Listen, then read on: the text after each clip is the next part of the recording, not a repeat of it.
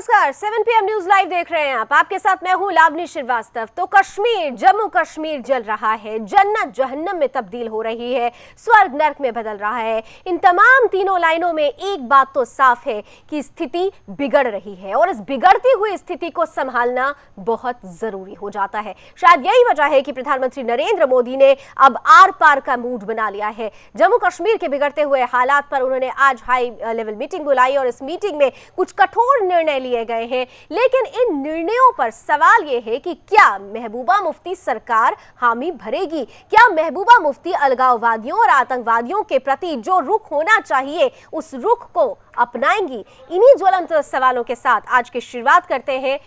किस तरीके से कश्मीर में आर पार की लड़ाई होगी? मेरे साथ कुछ खास मेहमान भी जुड़ेंगे, लेकिन उससे पहले इस रिपोर्ट पर एक नजर।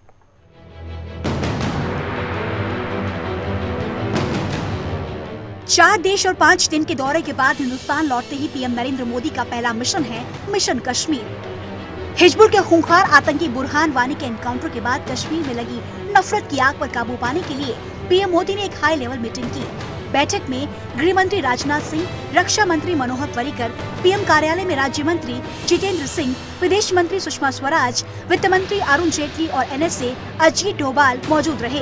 बैठक में गृह मंत्री राजनाथ सिंह ने जम्मू कश्मीर की ताज़ा स्थिति पर अपनी रिपोर्ट दी। बैठक में केंद्र सरकार ने इस मामले में महबूबा सरकार को हर संभव मदद देने की बात दोहराई। मोदी ने अमरनाथ यात्रियों की सुरक्षा इंतजाम पर भी संतोष जताया। हाई लेवल मीटिंग में हुए ये फैसले। हालात से निपटने के लिए महबूबा मुफ्ती सरकार को पूरी छूट। राज्य सरकार हालात का सामना बेहतर तरीके से करे, केंद्र सरकार करेगी पूरी मदद। बुरहान वानी एक आतंकवादी था, उसे उसी रूप में देखा जाए। पत्थरबाजी कर रहे युवाओं से राज्य सरकार निपटेगी। सुरक्षा ठिकानों और सुरक्षा बलों पर हमलों को सख्ती से निपटा जाएगा। केंद्र सरकार को पक्की जानकारी है कि कश्मीर में पाकिस्तान तनाव को और बढ़ाने की कोशिश कर रहा है। दरअसल बीते सोमवार को पाकिस्तानी पीएम नवाज शरीफ ने एक बयान जारी कर आतंकी बुरहान वानी की मौत पर दुख व्यक्त किया। इसके बाद केंद्र सरकार ने इस्लामाबाद को भारत के आंतरिक मामलों में दखल देने से बचने की चेतावनी दी। केंद्र सरकार ने बदली परिस्थितियों को देखते हुए विपक्षी नेताओं सोनिया गांधी सहित कुछ नेताओं से भी बातचीत की।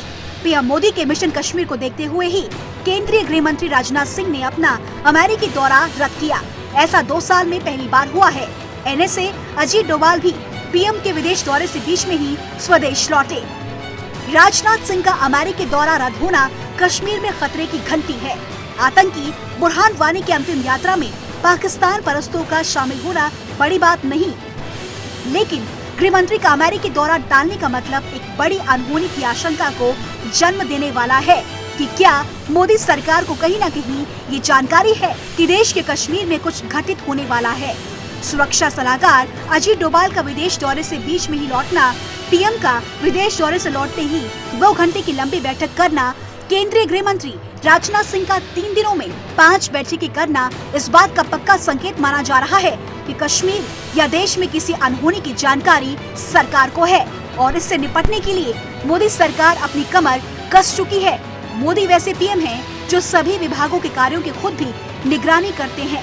साफ है कि केंद्र सरकार कश्मीर पर राष्ट्रवादी नीति अपनाने के लिए कुछ भी कर गुजरने को तैयार है और देश से बड़ा ना तो कोई धर्म है और न ही राजनीति। कुमार मयंक, सुदर्शन न्यूज।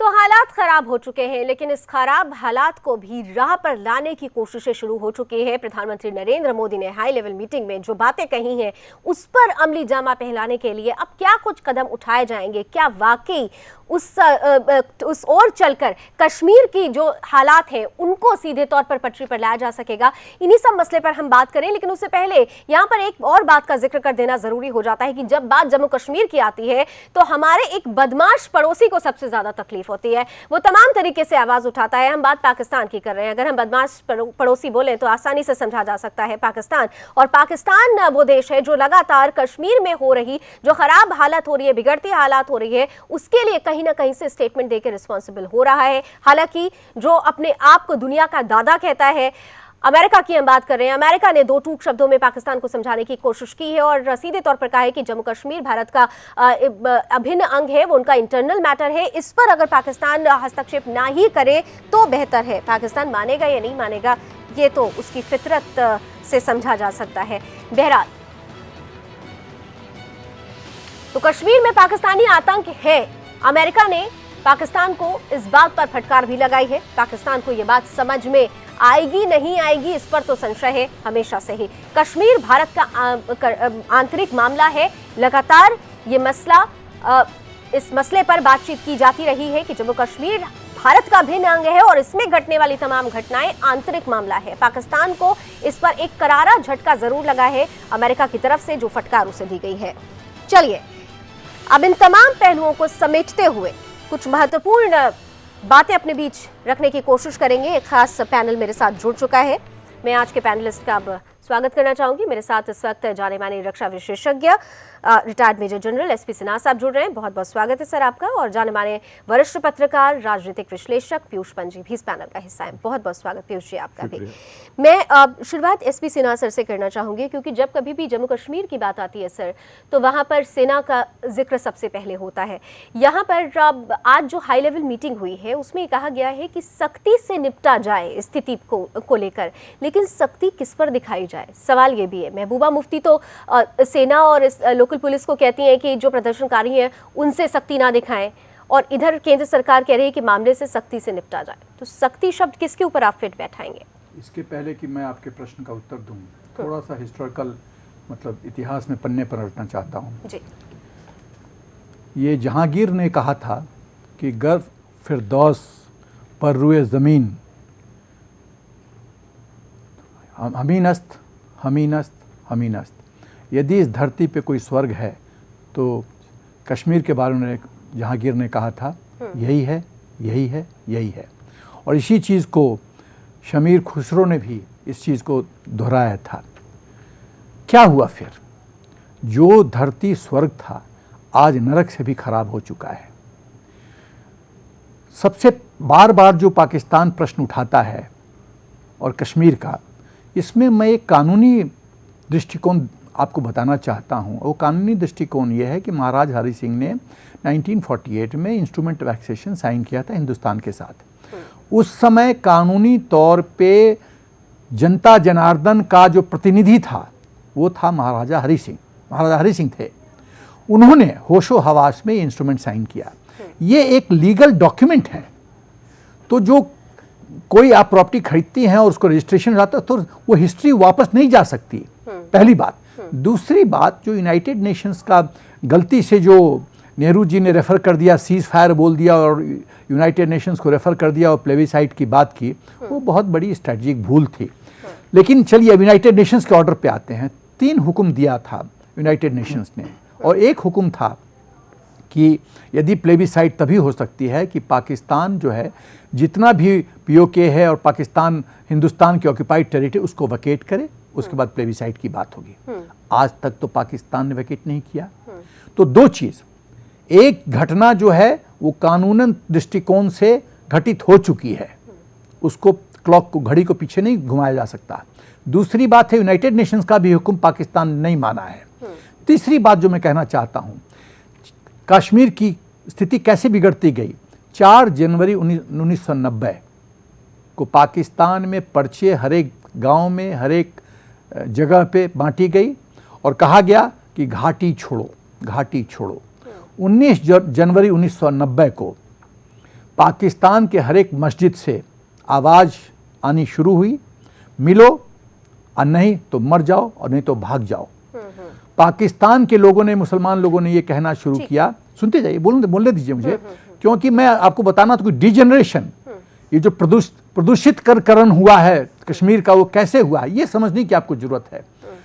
1991 में जो जितने पंडित हिंदूज वहाँ से कश्मीर से निकले, उनके कैंप्स में, एक एक कैंप के टेंट में 10-10 लोग रहते थे। कोई बाथरूम नहीं था, सांप का डर, बाथरूम नहीं रहना, एक टेंट में रहना, मतलब, और इतना अनहाइजीनिक कंडीशंस में लोग रहा था। और वहाँ के वो कश्मीर, स्थिति बहुत, सुनिए, हाँ, कश्मीर के सर, मुसलमान, मैं उस लेकिन मसले सवाल पर आज भी के आऊंगी। हालात मैं क्या है? एक्चुअली वो सारी चीजें हम, क्योंकि डिबेट बड़ा है, हम इस थाह में भी जाएंगे जरूर, लेकिन अभी जो शुरुआत थी, जो सबसे पहले मैं आपसे समझना चाह रही थी, क्योंकि आप सेना से आते हैं, Correct. सेना की जो हालत वहां पर होती है, कहते हैं कि सेना के हाथ भी बंधे हुए हैं, कहने को अफस पाए लेकिन उसका कोई मतलब नहीं है, बंधे हुए हैं। हमने कई ऐसे वीडियोस चलाए हैं जिसमें सेना के जवान को ही बुरी तरीके से वहां पर प्रदर्शनकारी देखिए, मारते हैं, दो चीज़। झेलम नदी में एक स्थानीय पुलिसकर्मी को फेंक दिया गया, तमाम चीजें। दो चीजें हैं जी। ये कुछ लोग जो सो कॉल्ड बुद्धिजीवी लोग जो हैं, जो ह्यूमन राइट्स की बात करते हैं, टोटल गलत बात करते हैं। वो राष्ट्रहित में बात नहीं है। पहली बात मैं ये कहना चाहता हूँ, arm forces special protection act क्यों लागू किया गया? पूरे देश में क्यों नहीं लागू है? खाली मणिपुर में, जेएनके में क्यों लागू है? क्योंकि एक होता है नॉर्मल स्थिति जहाँ पर पुलिस आती है, उसके बाद पॉलिटिकल एक्टिविटीज़ या कुछ ऐसे पॉलिटिकल पब्लिक अनरेस्ट जैसे जाट एजिटेशन हरियाणा में हुआ, उसमें पुलिस इन्वॉल्व होती है।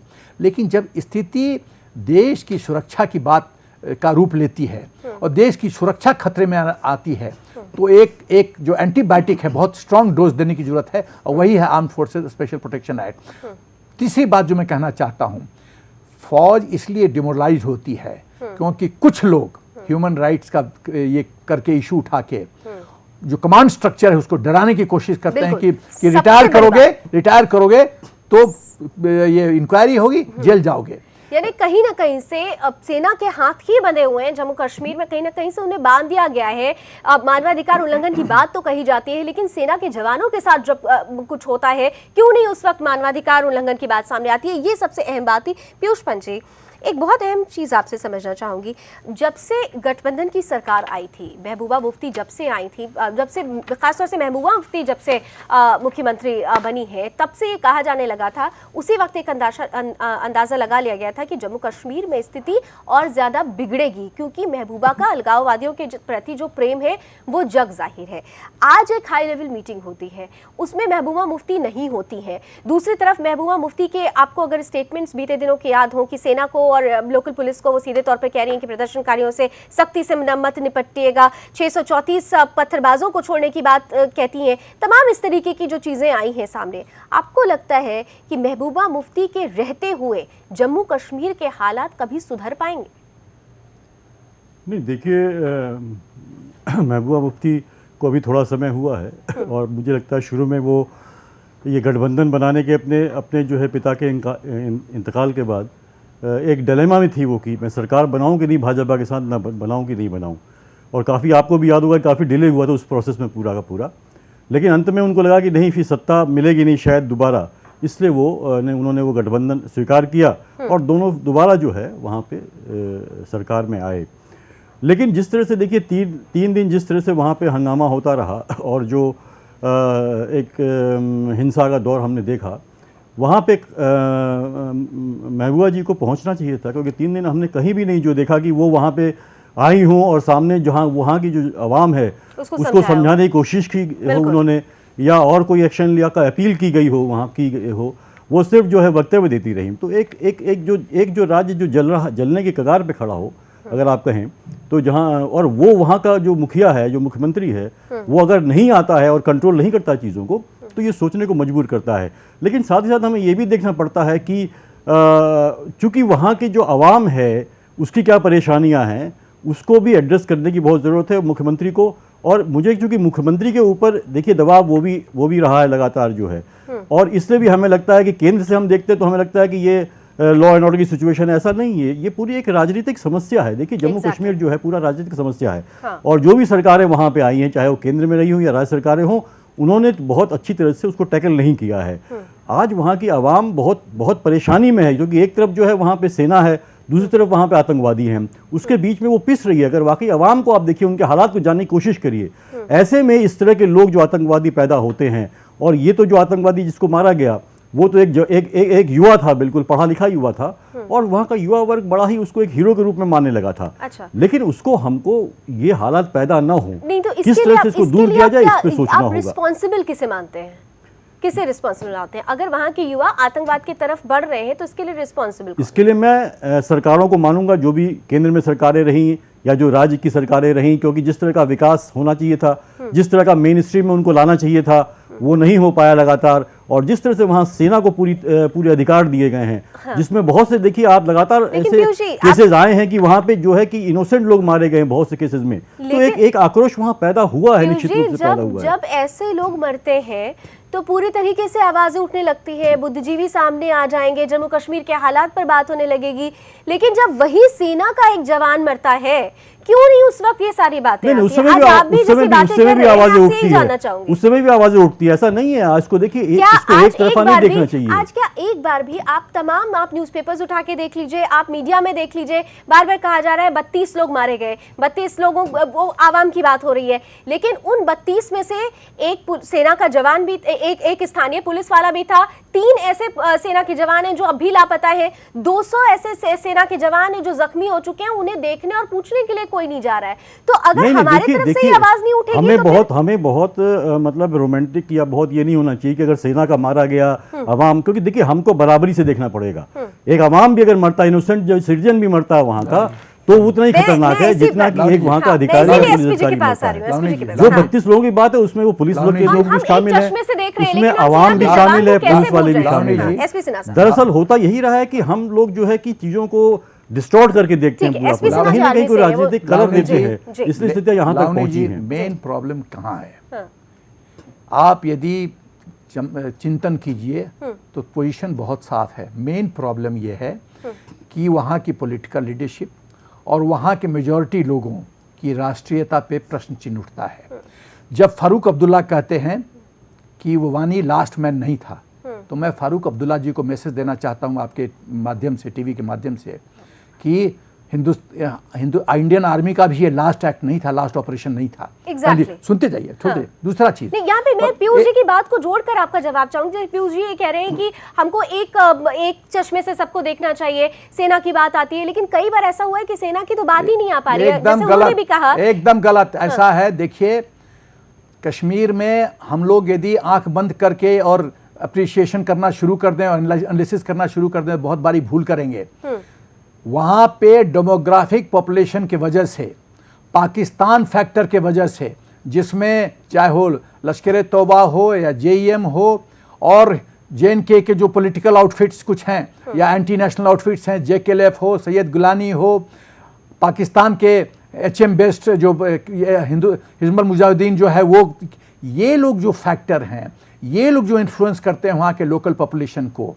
आप देखिए क्रिकेट मैच में तो आपको इनके साथ डील करना है, इनको जो है सेग्रीगेट करना है, इनको एलिनेट करना है। ऐसा है कि यदि आवाम को आप रिस्पांसिबल नहीं मान सकते, आवाम एक सेकंड, यदि वहाँ के लोग इनोसेंट लोग हैं वो मारे जाते हैं। लावनी जी, वहाँ के लोग यदि खुलेआम सरकार को चैलेंज करते हैं, खुलेआम प्रो पाकिस्तानी स्लोगन उठाते हैं, तो मैं तो उनसे आप डील कीजिए ना, उनसे आप डील कीजिए। कैसे करें? आप पाकिस्तान से डील कीजिए, डील कैसे करें? पाकिस्तान के साथ जो है आप देखिए, आप नवाज शरीफ के साथ चले जाते हैं वहां पे चाय पीने या डिनर करने के लिए चुपके से अफगानिस्तान से लौटते हुए, फिर उसके बाद आप पाकिस्तान से कैसे डील करेंगे? या तो आपको एक स्टैंड लेना पड़ेगा ना, आप या तो दोस्ती बढ़ा रहे हैं, दोस्ती का फर्ज पाकिस्तान को देना पड़ेगा, नेशनल डिप्लोमेसी समझना पड़ेगा, दोस्तों देना पड़ेगा। दूसरा आप देखिए पाकिस्तान की दूसरा आप देखिए, हम इतना उसको मौका दे रहे हैं, हम इतना मौका दे रहे हैं कि वो एकदम धीरे धीरे कॉर्नर होता जा रहा है। वो पाकिस्तान जो अमेरिका के सह के कारण उछलता रहता था, आज अपने को एक अकेला महसूस करता जा रहा है। अकेला नहीं, आज भी एक सेकंड चीन उसके साथ है, एक्सेप्ट चीन। वरना नवाज शरीफ भी स्टेटमेंट क्यों देते? इस घटना पे जो है नवाज शरीफ क्यों कहते कि गलत हुआ है, और क्यों डिप्लोमेट्स को बुलाते हैं? वो क्या करें? वो रोएंगे नहीं तो क्या करेंगे? उनकी मजबूरी है। उनको अगर वो ऐसा नहीं बोलेंगे तो उनके यहाँ तख्ता पलट होने के लिए राहिल शरीफ सामने आ गए हैं। उनकी मजबूरी है, क्योंकि वो तो आर्मी की कठपुतली है, वो इसलिए कहते हैं। लेकिन हमारे यहाँ पीयूष जी, सबसे बड़ा सवाल ये है, वहां पे आर्मी पूरी तरीके से स्वतंत्र है, हमारे यहाँ की आर्मी के हाथ बंधे हुए हैं। आप अगर ये कहते हैं कि हिजबुल के लोग आके आतंकवादी गतिविधियों को अंजाम दे रहे हैं, या वहां पे ISIS के झंडे लहराए जाते हैं, पाकिस्तान जिंदाबाद का नारा लगाया जाता है, एक कहावत हमारे यहाँ हिंदी की शुरू से है कि लातों के भूत बातों से नहीं मानते। अगर उनको बातों से नहीं समझ में आ रहा है और उनको लाठियां खा के ये बात समझ में आती है, तो क्यों नहीं इसका सहारा लिया जाए? उसका क्या होगा? देखिए उसका परिणाम क्या होगा? उसका परिणाम क्या होगा? हिंसा और पैदा होगी। देखिए हिंसा प्रति हिंसा को जन्म देती है। हाँ। अगर आप काउंटर वायलेंस होगा, आतंकवादियों ने बंदूक उठाई, आतंकवादियों को आप क्या हो रहा है? उनको नेस्तनाबूद कीजिए ना। आतंकवादियों को जो इनोसेंट जनता है उसको तो शिकार गोली का मत बनाइए आप। उससे और जो क्षमता आपके समर्थन में आ सकती है। आपकी नजर में बुरहान वानी कौन था? उसकी बुरहान वानी देखिए एक मिसगाइडेड यूथ था जिसके पीछे हो सकता है पाकिस्तान की जो आतंकवादी ताकतें उनका भी हाथ रहा हो। यूथ था अगर तो, लेकिन वहां पर ये वही बुरहान वानी था जो अपने, अगर वो मिसगाइडेड हो चुका था तो वहां के लोग जब उसे समझा रहे थे तो वो समझ जाता, अपने आप को हिजबुल का पोस्टर बॉय कहता था, अपने आप को सीधे तौर पर टॉप कमांडर का कहता था। आप क्या इसको कहेंगे? क्या वो आइडियल था? लावनी जी, नहीं, वो आइडियल कहाँ मैं कह रहा हूँ, आइडियल कौन था वो? वानी ऐसे लोग मिसगाइडेड यूथ नहीं हैं। वो पाकिस्तान के फ्रंट फेस हैं और पाकिस्तान के स्पॉन्सर्ड एक्टर्स हैं। हाँ, कोई मिसगाइडेड यूथ नहीं है, कोई मिसगाइडेड यूथ नहीं है। और मैं ये कहना चाहता हूँ इसके मतलब आप ही कमजोरी आप पाकिस्तान को बता नहीं पा रहे हैं। कानूनी जो व्यवस्था है, कानूनी व्यवस्था को स्ट्रीमलाइन करने की जरूरत है, क्योंकि ऐसे यदि एंटी नेशनल आवाज उठे जिनके कमी है तो उसको क्रश करने की जरूरत है। एक छोटा सा देखिए, क्रश करने से नहीं होता हर चीज। इसकी एक राजनीतिक समस्या है, इसका राजनीतिक हल निकलेगा और कोई हल नहीं निकलेगा, ये समझना पड़ेगा। क्रश करने से नहीं होता है, ऐसा होता है। एक छोटा सा ब्रेक लेते हैं कि इस राजनीतिक हल को लेकर कोई तस्वीर बनी भी है या नहीं बनी है, या इतिहास वैसे ही दोहराता रहेगा। एक छोटे से ब्रेक के बाद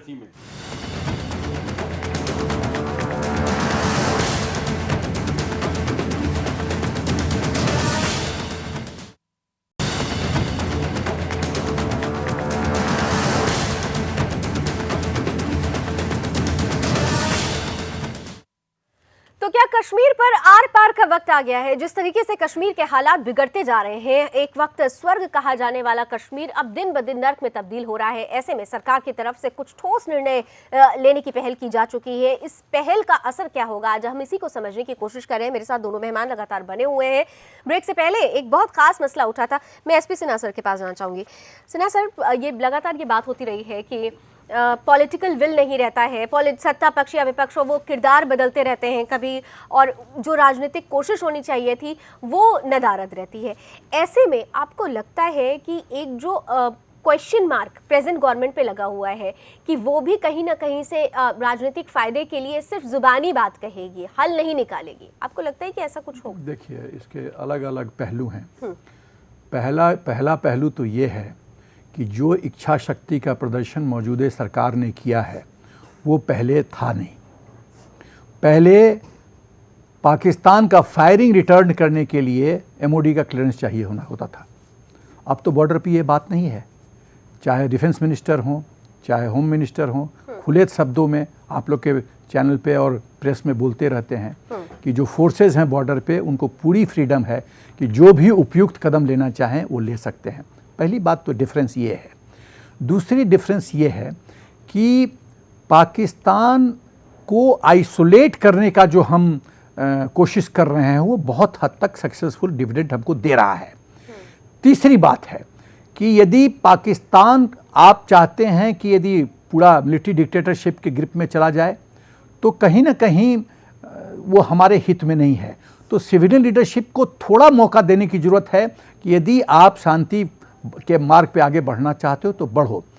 सबसे जो अहम बात है कश्मीर के चक्कर में, मैं ये किस संदर्भ में मैं ये कहना चाहता हूँ कि मैं कन्विंस्ड हूँ इंडिविजुअली कि वहाँ के लोग के पास राष्ट्रीयता नहीं है और कुछ न कुछ ठोस कदम लगाना पड़ेगा।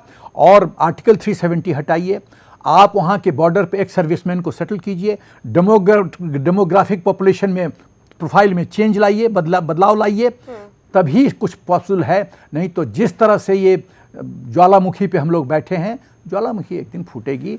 और उसमें हाँ, यहाँ पे एक और चीज़ और जोड़ दूँ कि जैसे कि पीयूष जी ब्रेक से पहले पीयूष जी ने ये बात भी रखी थी कि कहीं ना कहीं से जैसे पाकिस्तान का इन्वॉल्वमेंट जम्मू कश्मीर में है, तो पाकिस्तान के साथ जो हमारे रिलेशन होने चाहिए, जिस तरीके से हमें उनको रिएक्ट करना चाहिए, हमें उसमें उसमें हमारी तरफ से कमी रह जा रही है। क्या इस बात से इत्तेफाक करते हैं? जैसा देखिए जब हम पाकिस्तान के साथ डील करते हैं अलग लेवल पे अलग बातें होती है। जैसा मैंने कहा, बॉर्डर पे रिएक्शन एक इशू है, डिप्लोमेटिक लेवल पे एक इशू है, इंटरनेशनल लेवल पे उसको आइसोलेट करना तीसरा इशू है, इक्विपमेंट प्रोफाइल फौज का अपग्रेडेशन करना वो दूसरा चौथा इशू है। तो हर एक इशू पे अलग अलग इस सरकार का रिएक्शन रहा है। अब हर एक इशू पे हम टिप्पणी करते हैं। क्या बॉर्डर पे टोटल फ्रीडम फौज को नहीं दिया गया है? दिया गया है। इक्विपमेंट प्रोफाइल अपग्रेडेशन नहीं हो रहा है? हो रहा है। 1984 के बाद कोई आर्टिलरी को 155 मिलीमीटर गन नहीं दिया गया। अब हम खरीदने जा रहे हैं। लेकिन कह रहे हैं ना कि अब हालात ज्यादा बिगड़ गए हैं इस नई सरकार के बाद। उसका कारण है, उसका एक ही कारण है, मोदी फैक्टर। एक सशक्त भारत, एक सशक्त प्रधानमंत्री, वो पाकिस्तान और चीन का होश उड़ाए हुए है, नींद उड़ाए हुए है। और इसीलिए मैं कहना चाहता हूं कि ये जो साजिश बढ़ती जा रही है, देखिए ये जो आतंकवाद की जो प्रतिक्रिया बढ़ती जा रही है, उसका एक ही कारण है कि मोदी को कमजोर करो, हिंदुस्तान को कमजोर करो। देखिए सिन्हा साहब एक जो है एक जिम्मेदार व्यक्ति हैं, सेना में रहे हैं, तो इनसे मतलब आप कोई भी सरकार हो, चाहे मोदी जी हो, चाहे वो कोई और प्रधानमंत्री रहे हो, मनमोहन सिंह रहे, कोई तीसरा हो, आप किसी के मतलब हमको ये लगता है कि हमको अगर जनता को बताना है कि वस्तुस्थिति क्या है, तो उसकी एक पिक्चर हमें खाका खींचना पड़ेगा, न कि हम किसी के प्रशंसा में कसीदे काढ़ने लगे। उससे क्या होता है कि वो व्यक्ति को सही खबर मिल नहीं पाती है। तो इसलिए मुझे लगता है कि ऐसी बात नहीं है। देखिए अभी अगर ऐसी बात होती तो आप देखिए कि जिस चीन ने जो है, भाई मोदी जी तो चीन भी गए, पाकिस्तान भी गए और वहाँ के लोग भी यहाँ आए, लेकिन फिर क्या हुआ? नेशनल सिक्योरिटी बदलने में ये जो समाज दुश्मन अंसर हैं, जिनका कारोबार यही होता है, मौके की ताक में रहते हैं कि कहाँ खुदा ना खास्ता कोई हादसा हो जाए और कहाँ लोग मुश्तइल होकर सड़कों पे निकले, और ये लोग उस भीड़ का हिस्सा बन के उस भीड़ को अपने मिजाज के मुताबिक उस डायरेक्शन में लेके जाते हैं जहां उनको ये पूरा ख्याल होता है कि वो कोई ऐसी हरकत करेंगे जिससे खुदा ना खास्ता सामने से कोई इस किस्म का रिएक्शन होगा जिसमें लोगों को नुकसान होगा। और ये लोग इतने चालाक और इतने एक्सपर्ट हो गए हैं इस मामले में, इनका यह कारोबार बन गया है कि वो आखिरी वक्त में जब उनको पता होता है कि हमने दोनों तरफ से माहौल को बर्बाद कर दिया, ख़राब कर दिया है, दोनों तरफ से यहाँ से भीड़ गुस्से में है और वहाँ से पुलिस या सिक्योरिटी फोर्सेस जो हैं आमने सामने खड़े हो गए, तो ये उस वक्त राह फरार इख्तियार करते हैं, खुद भाग जाते हैं, अपनी जान बचाते हैं। और सामने जो लोग मारे जाते हैं वो लोग होते हैं जो शायद घर से इस इरादे से नहीं निकले होते हैं कि उन्होंने पुलिस स्टेशन पे हमला करना है या उन्होंने किसी और ऐसे जगह पे हमला करना है जहाँ पर हमला करने से आगे से रिएक्शन होगा। तो मेरी गुजारिश है यहाँ के वालिदान से, यानी गोबर छुरावान तम सुन दाग है कि मोज महसूस कर यम लुक हेकन सह जानित यम अमि साथ यवान छ लुकन उकसावान छ।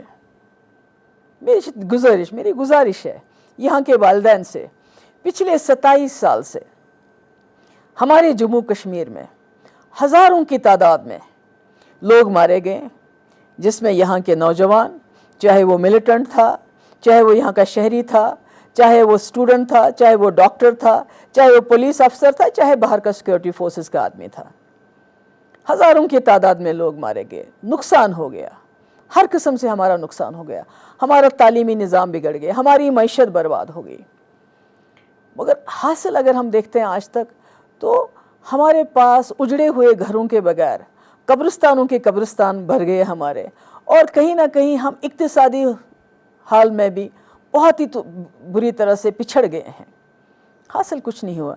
आज भी आप देखिए जिन लोगों की जान गई इसमें, मुझे मालूम है आज कई दिन तक उनके घर में बहुत भीड़ भाड़ रहेगी, बहुत लोग आएंगे, कुछ दिल से अफसोस करेंगे, कुछ दिखावा भी करेंगे। मगर अगर हम देखें, अगर हम हिस्ट्री को देखें कि आज तक जितनी भी मौतें हुई हैं, जितने भी लोग जहाँ बहक हुए हैं, उस वक़्त कुछ देर के लिए, 4 दिन, 5 दिन, 6 दिन के लिए लोग आते हैं, हमसाया आता है, रिश्तेदार आता है, दूसरे लोग आते हैं, ताज़ियत करते हैं, हमदर्दी जताते हैं, मगर उसके बाद इन ख़ानदानों का पुरसान हाल पूछने वाला कोई नहीं होता है। बहुत मुश्किल हालात में ये लोग दिन गुजारते हैं, जान से भी जाते हैं, और जो इनके ज़िंदगी का सरमाया इनका बच्चा होता है, जो लड़का होता है या बच्चे कहीं पर आ जाती है, इसमें तो एक आध जगह बच्चियां भी इसमें शिकार हो गई, और भीड़ को आग लगाने वाला जो सामने आया था वो तो आग लगा के भाग गया, मगर उसके बाद जब एक्शन हुआ तो एक्शन में वो लोग नहीं मारे जाते हैं जो भीड़ को उकसाते हैं, बल्कि वो लोग मारे जाते हैं जो भीड़ के बहकावे में उन जगहों तक पहुंचते हैं जहां उनको शायद नहीं पहुंचना चाहिए था। तो मेरी गुजारिश है यहाँ के माँ बाप से, यहाँ के वालिदैन से, अल्लाह ताला ने ये ज़िंदगी दी, ये बहुत कीमती है। अल्लाह ताला के बाद अगर बच्चे का, औलाद का कोई सबसे बड़ा वसीला होता है, उसके माँ बाप होते हैं। मैं सलाम करती हूँ उन 2 नर्सेस से जो बारामूला के दूर इलाके से चलते चलते पैदल आई और आज अस्पतालों में पिछले 4 दिन से ड्यूटी दे रही हैं। मैं सलाम करती हूँ उस एसपीओ को जो 3000 की नौकरी के लिए, जिसको जो हुजूम था, देखते देखते उसको, उसकी गाड़ी को दरिया में फेंक दिया और वो मर गया। किसी बच्चे के सर पे पत्थर आ गया, छोटा सा बच्चा था, उसका सर फट गया। तो मैं सिर्फ आप लोगों से ये गुजारिश करना चाहती हूँ, ये मैं आज यहाँ हूँ, कल नहीं भी हो सकती हूँ, मगर हम लोगों को ये सोचना चाहिए कि आखिर हम किस तरफ से जा रहे हैं। आज हमारे बहुत बड़ी तादाद बच्चों की है जो जख्मी हो गए हैं, आंखों में उनके जख्म है, उनकी छाती पे जख्म है। छाती का जख्म तो ठीक हो सकता है, मगर जो आंख का जख्म है, कितने लोगों को हम ठीक कर पाएंगे? हम कई लोगों को बाहर भी ले जाना चाहते हैं, पर बाहर जाने के बाद भी क्या इन बच्चों का इलाज होगा? क्या इनकी आंखें वापस आएंगी? इसकी जिम्मेदारी तो सरकार तो शायद अपनी इतनी नहीं होती है, मगर माँ बाप तो अपने होते हैं। सरकार का फर्ज तो माँ बाप के फर्ज से बड़ा नहीं, सरकार की जिम्मेदारी ज्यादा होती, पर माँ बाप का फर्ज ज्यादा होता है। ऐसे माहौल में जब आपको पता है कर्फ्यू लगा है, मेरी आपसे गुजारिश है, मैं भी 2 बच्चों की माँ हूं, मुझे मालूम है कि जब बच्चे को तकलीफ होती है तो क्या होता है। जब पता चले कि बच्चा वापस नहीं आने वाला है तो कितनी तकलीफ होती है हमें। खुदारा बहुत बहुत कत्लो गारत हो गया यहाँ। मुझे फ़ख्र है अपनी कौम पे, इतने मुश्किल हालात के बावजूद, ऐसे सिचुएशन के बावजूद, जिस तरह से उन्होंने जो यहाँ हज़ारों के तादाद में आए हुए यात्री थे उनका ख्याल रखा, टूरिस्टों का ख्याल रखा, और जहाँ जहाँ कहीं हमारे गांव में अभी भी हमारे कश्मीरी पंडित भाई बहन रहते हैं, किस तरह यहाँ के मुसलमानों ने उनकी देखभाल की, तो मुझे इस चीज़ पे फ़ख्र है। इसलिए उनको मैं सलाम करना चाहती हूँ। और साथ ही यहाँ जो हमारा मीडिया है, सिविल सोसाइटी है, यहाँ के हमारे मजहबी रहनुमा हैं, सबसे अपील करना चाहती हूँ कि हमें जम्मू कश्मीर में अमन बहाल करने में, लोगों की जानें बचाने में हमारी मदद करें। हम इस जम्मू कश्मीर को मिलके इस मुसीबत से, इस खून खराबे से बाहर निकालना चाहते हैं और इंशाल्लाह ज़रूर निकालेंगे। तो बिल्कुल सीधे तौर पर ठीक है, अच्छा लगा, ये स्वागत योग्य है कि महबूबा मुफ्ती ने बातों को समझा है और अपील कर रही हैं लोगों से, और इससे असर ही कहा जाएगा। नरेंद्र मोदी ने जो हाई लेवल मीटिंग की और उसके बाद एक सॉलिड एक्शन लेने के लिए स्टेट गवर्नमेंट को भी एक मैसेज देने की कोशिश की, उस मैसेज का असर जरूर दिख रहा है। लेकिन इस पूरे जो हमने पूरा बातें सुनी महबूबा मुफ्ती की, अगर मुझे हो सकता हो कि ये मेरी निजी राय हो, लेकिन मुझे कहीं से भी ऐसा नहीं लगा कि उन्होंने एक बार भी कहा हो कि सीधे तौर पर माओ को अपने बच्चों को किसी आतंकवादी संगठन में जाने से रोकना चाहिए। उन्होंने ये तो कह दिया कि बाहर मत निकलिए, माओ को दुख होता है, तमाम चीजें, तमाम तरीके से दुख जाहिर किया, लेकिन उन्होंने किसी भी टेररिस्ट के लिए एक शब्द नहीं कहा कि सुधर जाओ वरना अंजाम भुगतने को तैयार रहो। उन्होंने सीधे तौर पर यह भी कहा, कश्मीरी पंडितों के लिए उन्होंने बात रखी, लेकिन शायद वो ये भूल गए कि ये बुरहान वानी था जिसने सीधे तौर पर कहा था कि कश्मीर पंडितों को यहां घुसने नहीं देंगे और अगर घुसेंगे तो उनको बुरा अंजाम भुगतना पड़ेगा। बहरहाल मैं आप दोनों मेहमानों के पास आऊं। एक मेहमान मेरे साथ इस वक्त फोन लाइन पर बहुत देर से बने हुए हैं, बीजेपी के प्रवक्ता सुदेश शर्मा जी जुड़े हुए हैं। सुदेश जी, बहुत बहुत स्वागत है आपका सुदर्शन न्यूज में। और जम्मू कश्मीर पर जो चौतरफा बातें हो रही हैं, जम्मू कश्मीर जल रहा है, ऐसे में एक उम्मीद आप लोगों से भी है, क्योंकि आप गठबंधन की सरकार है, पीडीपी को क्या आप मजबूर कर पाएंगे कि वो सही एक्शन लेके जम्मू कश्मीर के हालात को सही तरीके से सुधार सके? सुदेश शर्मा जी। जी, देखिए, सबसे बड़ी बात यह है कि बुरहान वानी वाली जो घटना है, इसको समझना चाहिए पर्सपेक्टिव में कि कोई भी स्टेट, डिटरमिन्ड स्टेट टेररिज्म को बर्दाश्त नहीं करेगा। वो किसी युवा के लिए फेसबुक के थ्रू एक आइकन बन सकते हैं, लेकिन ये गलत है, उसको आइकन समझना भी गलत है और उसके लिए बाहर निकलना भी गलत है, क्योंकि आप अपने सिक्योरिटी फोर्सेस के खिलाफ निकल रहे हैं। जिस सिक्योरिटी फोर्सेस ने बहुत मेहनत करके इसको हासिल किया है, एक टेररिस्ट को मारा है। वो बुरहान वानी कोई इनोसेंट युवा नहीं था, युवा नेता नहीं था, वो एक टेररिस्ट था, हिजबुल मुजाहिदीन का कमांडर था। इस बात को नजरअंदाज न करें तो चीजों को समझ में आ जाएगी। अगर मुख्यमंत्री महबूबा मुफ्ती तो इस बात की ओर ध्यान नहीं दे रही हैं। अभी हमने पूरा उनकी बातें सुनी, कहीं से भी उन्होंने एक बार भी किसी भी एक टेररिस्ट को लेकर या बुरहान वानी को लेकर जो असैसिनेशन जो प्रोसेशन सामने आया था उसे लेकर किसी भी तरीके का कोई स्टेटमेंट नहीं दिया। देखिए, अपना अपना बोलने का तरीका होता है, लेकिन मुझे कहीं से भी नहीं लगा, मैं भी सुन रहा था, उन्होंने सीधे कहा कि आप बाहर ना निकलें, उनको मना करिए अपने बच्चों को। वो यही था कि सिक्योरिटी फोर्सेस को जिस तरह से डील कर रहे हैं वहाँ के युवा, वो नहीं होना चाहिए और घरों में लोगों को समझाना चाहिए कि आप दहशतगर्दी का समर्थन न करें, बाहर न निकलें जब कर्फ्यू होता है, सिक्योरिटी फोर्सेस के खिलाफ न लड़ें, क्योंकि वो सिक्योरिटी फोर्सेस आपके लिए। सुदेश जी, 634 पत्थरबाजों को छोड़ने का फैसला लिया गया था। 2008 से 2014 के बीच में जो पत्थरबाजी की घटनाएं हुई उनकी समीक्षा करने के लिए कहा गया। सेना और स्थानीय पुलिस को कहा गया कि प्रदर्शनकारियों के साथ सख्ती से ना निपटे। ये जो तमाम कोशिशें महबूबा मुफ्ती की तरफ से की जा रही हैं, उस कोशिश का कुछ असर भी तो दिखना चाहिए था। आप लोग क्यों नहीं इस मसले पर सीधे तौर पर उनसे बोलते हैं कि आपको एक सॉलिड एक्शन और स्ट्रेट फॉरवर्ड होने की जरूरत है? आखिर क्या मजबूरी है? लावनी जी, हमारी पॉलिसी बहुत साफ है। देखिए, प्रदर्शनकारी जो हैं उनको आप भटका हुआ युवा बोल सकते हैं, वो टेररिस्ट नहीं है। उनको आप बता सकते हैं कि ये उनकी जो आइडियोलॉजिकल जो एक ग्रूमिंग हो रही है उससे प्रभावित हो गए हैं, लेकिन वो टेररिस्ट नहीं है। उनके साथ स्टेट को सॉफ्टली डील करना पड़ेगा। लेकिन टेररिज्म के खिलाफ कभी कोई टेररिस्ट हथियार उठाता है, उसके खिलाफ सिक्योरिटी फोर्सेस अपना कार्रवाई खुद कर रही है, उसे कोई हिदायत देने की जरूरत नहीं है। एसपी सिन्हा सर, आप कह रहे हैं कि जो पत्थरबाज हैं वो लगभग टेररिस्ट ही हैं, तमाम तरीके से चीज़ों को खराब कर रहे हैं, लेकिन यहाँ तो आप देखिए कि क्या स्टेटमेंट आ रहा है राजनेताओं की तरफ से, पार्टीज की तरफ से। देखिए पर से जो भीड़ में लोग आते हैं, जो भेड़िया चाल में के प्रवाह में बह जाते हैं, उनको आप आतंकवादी नहीं कह सकती, वो उपयुक्त नहीं होगा। ठीक है। आतंकवादी वो हैं वानी ऐसे लोग, आतंकवादी हैं जो JKLF को जो सपोर्ट करते हैं लोगों को, आतंकवादी वो हैं जो पाकिस्तान से इंट्रूड करके आते हैं हिंदुस्तान में, आतंकवादी हो। ये जैसा महबूबा जी ने कहा है कि ये भेड़िया चाल, भीड़ मेंटालिटी, मॉब मेंटालिटी, जब मॉब एक तरफ बढ़ती है तो लोग बढ़ते हैं और उसमें फिर नतीजा भोगते हैं। देखिए, जो सबसे बड़ी बात ये मैं कहना चाहता हूँ कि पॉलिटिकल एंगल लावनी जी एनालाइज करने की ज़रूरत है। जब उमर अब्दुल्ला एज ए मुख्यमंत्री वो कहते हैं कि JNK का एक्सेशन हिंदुस्तान के साथ कंडीशनल है, जब फारूक अब्दुल्ला कहते हैं वानी लास्ट मैन नहीं था, तो ये लास्ट सोल्जर नहीं था जो आतंकवाद जो ऐसे ये आदमी मरा, जब इस तरह के जो लोग ने इस स्टेट को बहुत दिन रूल किया वो इस तरह की सोच डिस्प्ले करते हैं, तो आम जनता का क्या सोच आप एक्सपेक्ट करती हैं? प्रश्न ये उठता है। मैं कहना चाहता हूँ कि लोग सत्ता के मोह में, सत्ता के खोज में इस तरह की यदि राजनीति करेंगे और राष्ट्र हित को पैरामाउंट हित नहीं मानेंगे तो यही होता रहेगा। और ये आप ये यहाँ के लोकल JKLF की देखिए, गिलानी को देखिए, वो पाकिस्तान से पासपोर्ट मनी की कुछ है, यहाँ पर हुर्रियत लीडर्स लोग आके पाकिस्तान के साथ वही पॉलिटिकल विल की बात है। मैं पीयूष जी के पास आऊँ उससे पहले सुदेश जी आपसे एक चीज और मैं जानना चाहूंगी।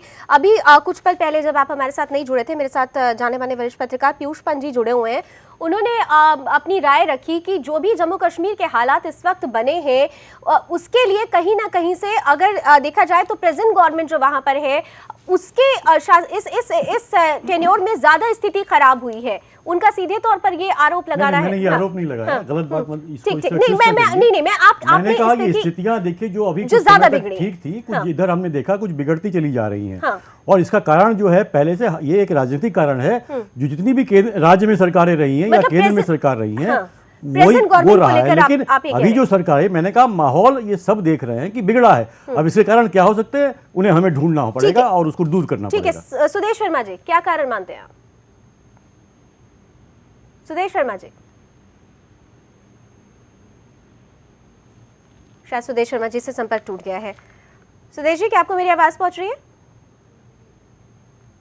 शायद सुदेश शर्मा जी हमारे साथ नहीं है। बहरहाल ये जो एक खास पहलू पीयूष जी आपसे समझ रही हूँ, आपने भी पूरी बातें महबूबा मुफ्ती की सुनी, ठीक है, अपनी समझने का अपना अपना तरीका हो सकता है, लेकिन आप इस बात से तो इत्तेफाक रखते हैं ना कि उन्होंने एक बार भी किसी टेररिस्ट को लेकर एक शब्द नहीं कहा, एक जो कहना चाहिए मुख्यमंत्री होने के नाते कि अगर जम्मू कश्मीर के हालात को आप सुधरने नहीं दिए जाएंगे तो संभल जाओ, या इस तरीके का कोई एक सॉलिड एक्शन देना चाहिए था, स्ट्रॉन्ग मैसेज देना चाहिए था। आपको लगा कि ऐसा कुछ उन्होंने कहा? नहीं, देखिए, मैसेज अगर देना होगा तो वो पाकिस्तान को देना होगा, क्योंकि जितने भी वहाँ के आतंकवादी हैं उनको सपोर्ट पाकिस्तान से मिल रहा है, हथियार पाकिस्तान से मिल रहे हैं, अंदर की स्थिति भी तो मैं ये कह रहा हूँ कि इसको सोचिए ना कि वो एक मुख्यमंत्री हैं, ठीक है, वो एड्रेस कर रही है, तो जो जनता जो एक भीड़ के रूप में जो लगातार जिस तरह से हिंसा पैदा कर रही है, उनका पहला ये बनता है कि उनको रोके, क्योंकि देखिए मॉब के रूप में ये लोग आए और जिस तरह का उन्होंने पुलिसकर्मियों को या सेना के अधिकारियों को हताहत किया, उनको मारा, हाँ, या पत्थरबाजी करी, तो इसको पहले, और इसकी जिम्मेदारी उन्होंने सही कहा कि माँ बाप को देखना पड़ा। जिस तरह से युवा जो आ रहे हैं जो पाकिस्तान को या आतंकवादियों को, तो वो उनको अलग लेवल पे, अलग स्तर पे जाके कहना पड़ेगा। बुरहान वानी का जनाजा निकल रहा था, उस वक्त 2 लाख लोग करीब, एक अनुमान लगाया जा रहा है, सड़क भड़क भरी पड़ी थी सड़क लोगों से। वो लोग कौन थे? उन लोगों को कौन क्या कहेंगे आप? नहीं, वो लोग आवामी तो थी ना सर। वो आवाम थी जो रास्ता भटक गई है, वही आवाम थी, उसी की बात वो कह रही हैं। उसी के लिए उन्होंने कहा कि आप लोग, उनकी माँ की जिम्मेदारी, उन लोगों की जिम्मेदारी, घर में रहे, बाहर न निकले, इस तरह से आप जो है, इस तरह से आप हिंसा न पैदा करें, ये उन्हीं के लिए कह रही हैं। देखिए वही लोग एक रोमांटिसिज्म के तहत उनको वानी एक हीरो लग गया। देखिए सोशल मीडिया में आप देखिए मोदी जी ने कैसे हीरो बने, सोशल मीडिया के सर, ये मैसेज जो आज दे रही है 2014 का, देखिए 2014 का इलेक्शन के पहले लावनी जी लगातार जो है, मैं ये कहना चाहता हूँ, मोदी जी लगातार कुछ देर पहले मैंने पॉलिटिकल लीडरशिप का बात किया, तो सोशल मीडिया पॉलिटिकल एंगल बताया, सोशल मीडिया अब मैं सोशल एंगल बताना चाहता हूँ। सोशल मीडिया इतना सोशल एंगल ये है लावनी जी, उसका इस्तेमाल हर कोई कर रहा है। सोशल एंगल ये है और उसकी वजह से वहाँ लोग खामखा लोकप्रिय होते जा रहे हैं। वही वानी के साथ लावनी जी, वहाँ के युवा लोगों को लगा कि भाई ये देखो हीरो है, नया है, इस तरह की बात कर रहा है, ये हमारी बात कर रहा है, तो लोग पीछे लग जाते हैं। देखिए मॉब कैसे पीछे लगती है जब उसको अपील लगती है, लावनी जी, उनको लगा कि लावनी जी, खतरा है। वहाँ का जो सोशल फैब्रिक है, जो फैमिली ट्री है, मैं पूछना चाहता हूँ कि वहाँ का एल्डर्स का क्या रोल रहा है, वहाँ मौलवियों का क्या रोल रहा है, मदरसा का क्या रोल रहा है, पेरेंट्स का क्या रोल रहा है, टीचर्स का क्या रोल रहा है, तो ये लोग का क्या रोल रहा है। यदि 2 लाख के जो देशद्रोही है उसके प्रोसेशन में यदि 2 लाख लोग जाते हैं, तो ये लोग क्या कर रहे हैं, मेरा ये प्रश्न है, ये लोग क्या कर रहे हैं। इसका मतलब है कि माहौल तो वही मुफ्ती में वही बात तो कही। मैं ये कहना चाहता हूं, इसका मतलब ये है, साफ है कि राष्ट्रीयता पूरी तरह से वहां खत्म हो चुकी है। पाकिस्तान का ये लोग फ्रंट फेस बन गया है और बहुत से सख्त कार्रवाई करने की जरूरत है। और हमारी जो कानूनी प्रतिक्रिया है, जो सिस्टम है, उसको इतना मजबूत करने की जरूरत है ताकि लोग देशद्रोह करने से पहले 2 बार सोचें। लेकिन एसपी सर, यहाँ पर बात वही आके जो पीयूष जी भी बोल रहे हैं, एक जो कॉमन सवाल हर कोई पूछ लेगा कि भाई ठीक है, हर कोई कह रहा है कि राष्ट्रीयता की भावना को वहां पर उजागर करना चाहिए, लेकिन राष्ट्रीयता की भावना खत्म हुई, उजागर नहीं हो सकती कश्मीर में। दोबारा कैसे कौन लाएगा इसकी जिम्मेदारी, कौन उठाएगा? उसमें उजागर नहीं हो सकती। जो डेमोग्राफिक पॉपुलेशन अभी है कश्मीर का, उसमें राष्ट्रीयता नहीं आ सकती। ठीक है, ये जो डेमोग्राफिक पॉपुलेशन का कश्मीर का आज की तारीख में, उसमें राष्ट्रीयता नहीं आती। चुनौती तो यही हमारे सामने, पूरा ब्रेन वॉशिंग हो चुका है पाकिस्तान के द्वारा, पूरा पाकिस्तान के द्वारा ब्रेन वॉशिंग हो चुका है कि ऐसे पॉलिटिकल लीडर फारूक अब्दुल्ला, उमर अब्दुल्ला, ऐसे जो responsible, so called responsible political leader, उनका स्टेटमेंट पढ़िए, फिर क्या एक्सपेक्ट करती हैं वहां के लोकल पॉपुलेशन से। जो लोकल पॉपुलेशन यहाँ के क्रिकेट मैच में प्रो पाकिस्तानी स्लोगन निकालता है, क्या एक्सपेक्ट करती हैं? ISIS का झंडा निकलता है, पाकिस्तान का झंडा निकलता है, क्या एक्सपेक्ट करती है? ये सब कोई बदलाव नहीं आने वाला है जब तक आर्टिकल 370 नहीं बदलेगा, जब तक वहां का डेमोग्राफिक पॉपुलेशन नहीं बदलेगा, जब तक वहां पर बॉर्डर पे एक सर्विसमैन को आप नहीं सेटल करेंगी, जब तक और सख्ती से पेश नहीं आएंगी, जब तक हमारा लीगल सिस्टम इतना मजबूत नहीं होगा ताकि 24 घंटा में या फास्ट ट्रैक कोर्ट आप जो है terrorist court, fast track court बनाइए और 7 दिन से 15 दिन के अंदर न्याय दीजिए, फिर देखिए खेल। और मैं एक और आपको बहुत ही रिवोल्यूशनरी आइडिया देने जा रहा हूं। ये जितने आतंकवादी मरते हैं उनको आप ये घोषणा कीजिए कि उनको दफनाया नहीं जाएगा, उनको जलाया जाएगा। फिर देखते हैं कौन आतंकवादी मौत को आलिंगन करता है। फिर देखता हूं मैं देखता हूं पीयूष पंत जी कौन आलिंगन करता मौत का। देखिए ये तो अतिवादी विचार दे रहे हैं। अतिवादी एकदम ठीक है। मुझे लगता है कि मुझे लगता है कि जो लठ की भाषा समझते हैं उनको लठ की भाषा समझाना पड़ेगा। ये डेमोक्रेसी भूल गया कि हम एक डेमोक्रेटिक स्टेट है। डेमोक्रेसी में और डेमोक्रेसी में यही हो रहा है। डेमोक्रेसी में यही हो रहा है। नहीं ये होगा अगर आप मिसहैंडल करोगे। कोई मिसहैंडल नहीं। मिसहैंडल करोगे आप अपने लिए वोट आज बैंक तक तैयार 60 साल करोगे, तक इतना आप अपने लिए इतना वोट फ्री बैंक रोक दिया तैयार गया, करोगे तो ये इतना होगा। फ्री। देखिए लावनी जी, लावनी जी, हम लोग जेएनके को पैम्परिंग करते हैं, आप जनता की हमने बात जेएनके नहीं को करोगे, पैम्परिंग करते हैं, जनता की वहाँ सस्ते परेशानियों को चावल दिए दूर जाते नहीं हैं, करोगे, हमारा तो यही टैक्स होगा। मनी कश्मीर में इस्तेमाल होता है। वहां का चावल का रेट है, दिल्ली का चावल का रेट आप तुलना कीजिए। अभी 80,000 करोड़ का पैकेज जा रहा है। क्या बात कर रहे हैं हम लोग। जितना छूट हिंदुस्तान में दिया जाता है किसी भी समुदाय के लोग को, पूरे विश्व में कहीं नहीं दिया जाता है। मैं बताना चाहता हूं इस बात को आप। और उसके बाद ये राष्ट्रीयताहीनता ये नहीं बर्दाश्त होगी, नहीं बर्दाश्त होगी। ये खेल नहीं चलेगा। पीयूष पंत जी, आज एसपी सिन्हा जी को गुस्सा इसलिए आ रहा है क्योंकि वो एक आर्मी मैंने आप वरिष्ठ पत्रकार हैं, आप समझ सकते हैं अंदर का दर्द। आर्मी का आदमी बहुत बैलेंस होता है। लेकिन एक सेकंड आर्मी का आदमी आप बैलेंस होता है, जम्मू खासकर कश्मीर भारतीय सेना का आदमी, जम्मू क्योंकि वो कश्मीर में आप वो राष्ट्रीयता सीमा में की बात टैकल कर रहे करता है। हैं पीयूष देखिए, पंत राष्ट्रीयता की बात- जी, किस राष्ट्रीयता राष्ट्रीयता की क्या आप बात कर रहे राष्ट्रीयता हैं? ये है कि पाकिस्तान का झंडा जम्मू कश्मीर में फैलाओ? क्या राष्ट्रीयता ये है कि भारत मुर्दाबाद नहीं, के ये नारे किसने लगाओ, कहा? ये पाकिस्तान किसने कहा? जिंदाबाद ये के किसने नारे कहा? लगाओ? ये तो किसने जम्मू कहा? कश्मीर में क्या हो रहा नहीं, है? क्या हो रहा है? हर हो रहा फ्राइडे है। को ऐसा हर नहीं हो रहा फ्राइडे है। को ऐसा हर नहीं हो फ्राइडे रहा है। को ऐसा नहीं है कि यही हो रहा है। उसको कौन फोर्स कर रहा है ये देखिए। पीयूष पंत जी, कौन फोर्स कर रहा है? उन पीयूष ताकतों को पंत आप जी, आइडेंटिफाई कीजिए, पीयूष पंत जी, उन हर ताकतों से फ्राइडे डील को कीजिए। उन आप ताकतों पूरी से- आवाम को मत उस खाने में रखिए नहीं रख कि रहे, पूरा आवाम नहीं जो रख है। रहे। ये 2 लाख प्रोसेशन कौन लोग थे? ये क्या इंपोर्टेड इनमें एक्टर्स से थे क्या? इनको आप मत ये इंपोर्टेड एक्टर्स थे क्या? क्यों थे? इसकी जांच कीजिए। जो ये क्या कारण थे? जो आतंकवादी है उसके प्रोसेशन में गए, ये उसको हीरो मानते हैं। याकूब मेमन में भी कुछ ऐसा ही हुआ था सर, और अफसोस के साथ नहीं कहना तो पड़ रहा है आप कि हमारे उनके देश का कारणों को नहीं बुद्धिजीवी देखते वर्ग ना। और कुछ स्पेशल आप राजनेता सवाल ऐसे क्या थे देखिए, कारण देखिए, बहुत जिनको सिंपल याकूब है। मेमन देखिए, बहुत हम कारण मासूमियत अपने नजर मन आती से- है। हम- बुरहान वानी के साथ भी लोग ऐसा ही कर रहे हैं। अब क्या करें? ये जम्मू कश्मीर के लोगों की बदकिस्मती है, ये बदकिस्मती है अपने सर। चश्मे से तस्वीर खींच लेते और ये हैं। बदकिस्मती है जम्मू कश्मीर की कि हमारे हम देश में कुछ लोग ऐसे बैठे हुए हैं पाकिस्तान के जो जाल में जम्मू फंसते कश्मीर जाते के नाम हैं। पर तो पाकिस्तान जुबानी लोग- चर्चाएं करते हैं, लोग यहाँ लेकिन जम्मू टॉलरेंस के कश्मीर यहाँ को सो अपना कॉल्ड हिस्सा बनाए रखने सूडो के लिए बुद्धिजीवी, किसी भी तरीके से यहाँ कोई सूडो action नहीं लेते। इंटेलेक्चुअल्स यहाँ इंटॉलरेंस की बात चलिए। करते हैं और ये टॉलरेंस की इंटॉलरेंस की बात करते हैं। मैं ये कहना चाहता हूँ ये ऐसे ऐसे बुद्धिजीवी लोग इस देश का फैब्रिक तोड़ देंगे और जो ये देश में देश की जो दुर्गति होगी उसके लिए ये रिस्पॉन्सिबल होगी, यही रिस्पॉन्सिबल होगी। मेरे साथ होने के लिए चर्चा गर्मा गर्म है, चर्चा नहीं है, क्योंकि तस्वीर बदलनी चाहिए। आर पार की बात कही जा रही है, क्या आर पार की वाकई तस्वीर सामने आएगी, ये देखना भी दिलचस्प होगा। बहुत बहुत धन्यवाद एक बार फिर से आप दोनों मेहमानों का मेरे साथ जुड़ने के लिए। देश दुनिया की तमाम खबरों के लिए जुड़े रहिए सुदर्शन न्यूज के साथ। जय हिंद।